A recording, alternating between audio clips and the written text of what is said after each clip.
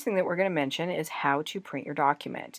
And to do your printer setup, you're going to go to File and Print. And that's going to bring you into a dialog box where you can set all of your options for how you want to print your document. And up here at the top, this is where you set up whether you want to use the default or if you want to use some other printer preset. And a printer preset is if you have certain options that you always use to print your documents, you can actually come down here and save the preset after you're done setting up all of your options and give it a name, and then it will show up in your list so that later when you want to use it, you can just select the printer preset.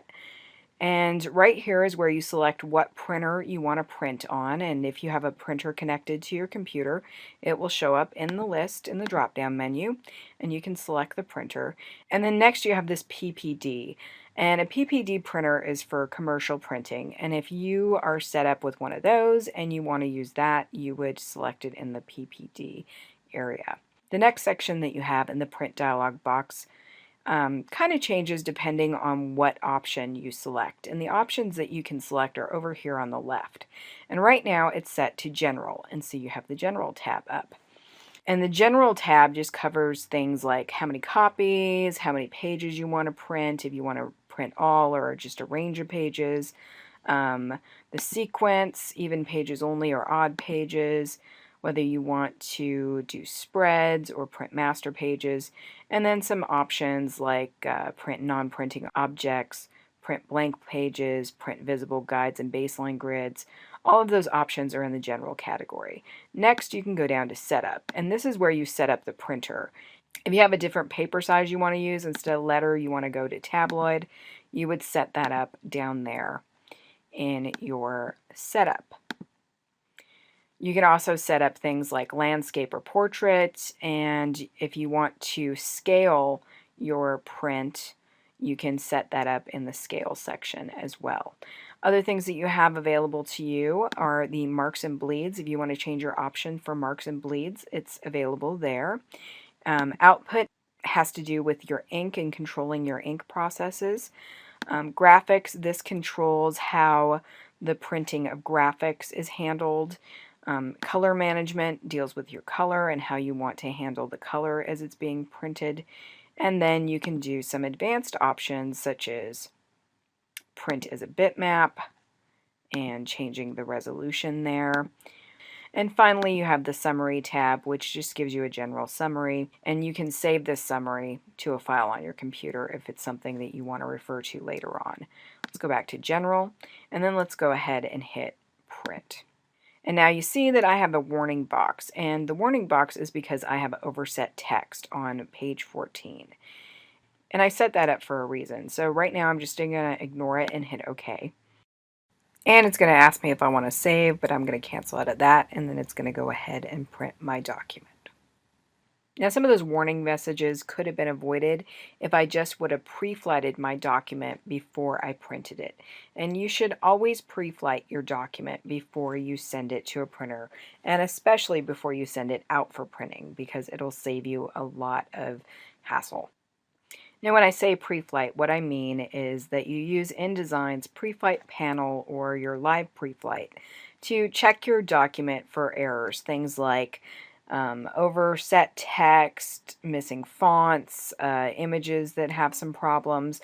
They will usually be caught with the pre-flight panel. So now we're going to look at how to pre-flight your document before you send it out so that you know that there's no errors in the document. And to do this, you're going to go up to Window, and then down to Output, and then over to Pre-flight. And when you do that, you open up your pre-flight panel, and let's just stick it right there. And as you can see on my pre-flight panel, I am already showing an error, which is the one that was coming up when it was printing. And before we talk about that, let's talk about a couple of other things. Right here you have on, and this tells you whether you want to toggle your pre-flight on or off. If you click on that, it's not going to look for errors. So go ahead and turn that on, and then that's going to look for any errors in your document. And right now it's showing that I have one. Next you have Profiles. And this is where you decide which profile you want to use to check your document for errors. And we will set up another profile in a minute, but for right now, all you need to know is that your profile setting is right there. And then the next thing down is once again the error. And right now it says text 1, and if you click the little arrow next to it, then it says you have overset text, and then you click the arrow again, and then it tells you exactly where the overset text is. It says text frame 14, and if you click on that, it will take you directly to that page. And as you can see, there's a little plus sign here, and that plus sign is where my overset text is. So if I come and I drag down here, I can start to either get rid of that, or if I want to just get rid of it completely, I can just click on that, and that will load it into my cursor. And as you can see, once I did that, my errors are now gone, and it's showing green down here, which means you're good to go, and it says no errors. And a couple of other things that you have in the pre-flight panel is it shows pages, and you can go to all, or you can actually come over here, and if you only want to check certain pages, if you've checked most of your document but maybe you've added a couple pages, you can select what pages you want to actually check in your document. So that's your pre-flight panel. So now we're going to talk about how to define a pre-flight profile. And to do that, we're going to come up here to our options and go to Define Profiles. And this brings you into your pre-flight profiles. And currently we're at Basic. And the Basic profile is kind of a default profile, and you can't make any changes to it, so don't even try.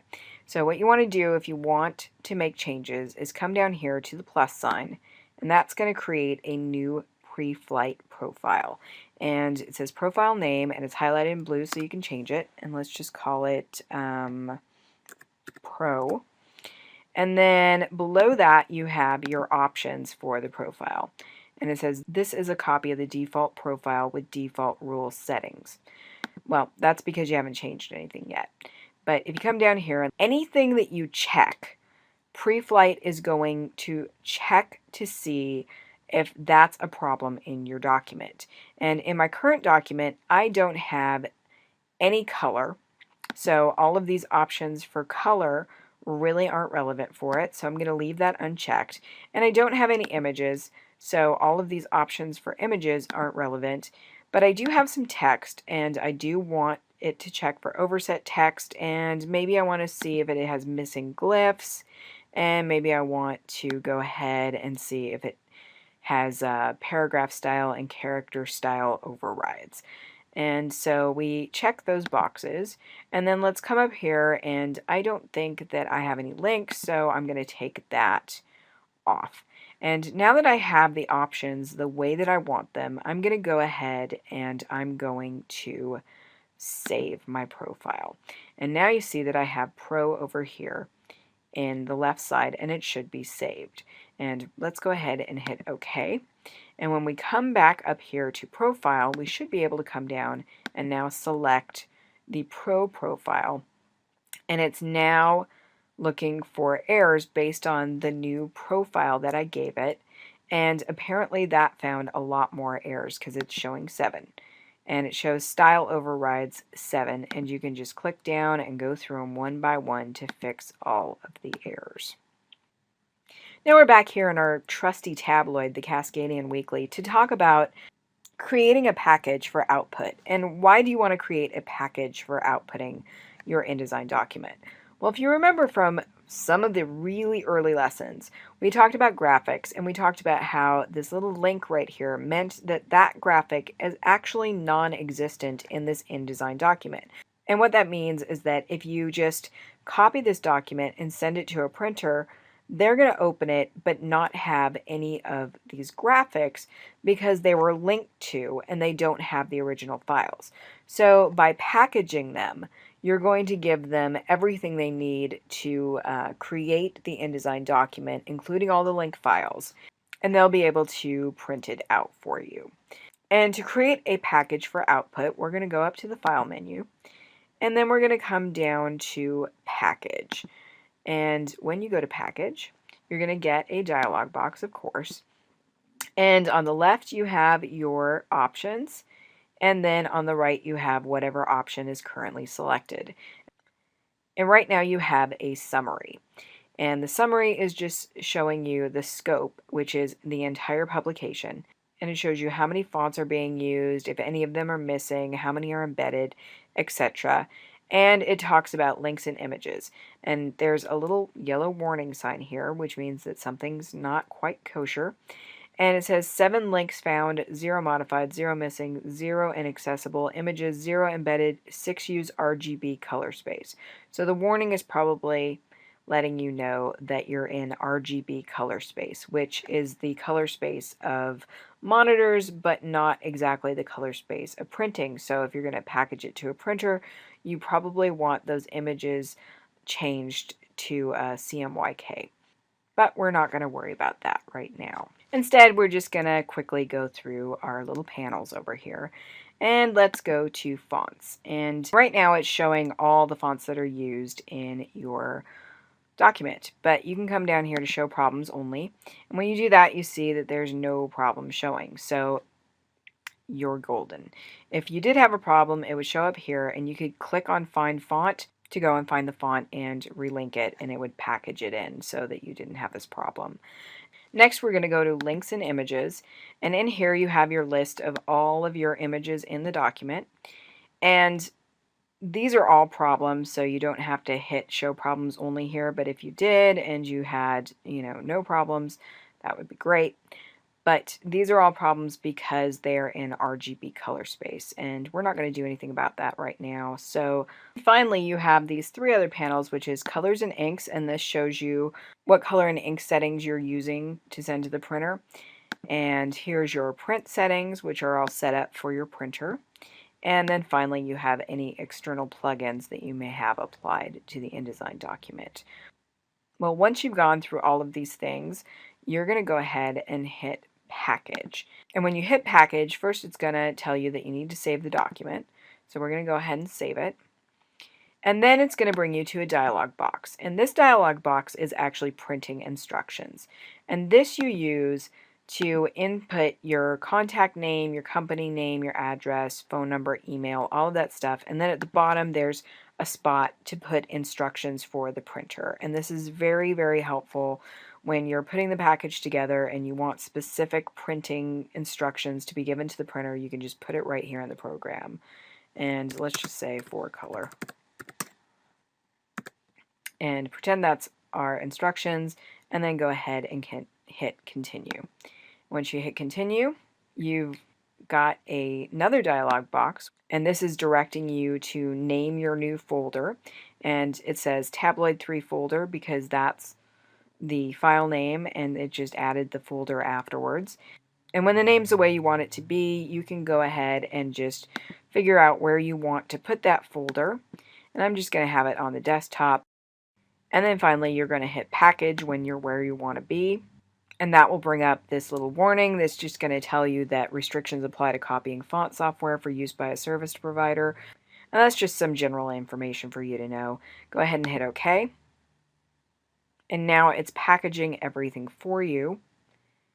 And it looks like it didn't do anything, but actually when you go to your desktop, you'll now see that down here in Book, when you double click on that, you can find the Tabloid 3 folder, and when you click on that, you have everything that you need to print out your document, your InDesign document.